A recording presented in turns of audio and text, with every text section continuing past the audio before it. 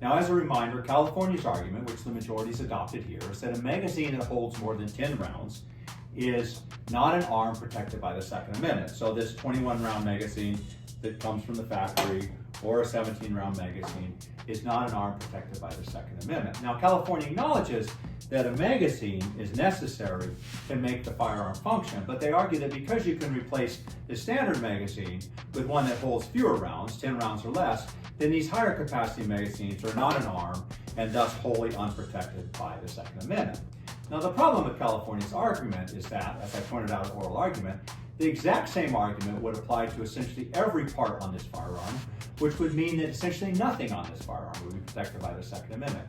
And I hope you can tell from this video that that idea is simply unrealistic. It could never be applied in real life. Like many of this court's ideas about the Second Amendment, it stems from a basic misunderstanding of how firearms work, combined with a highly unrealistic idea of how such a rule would be administered in real life.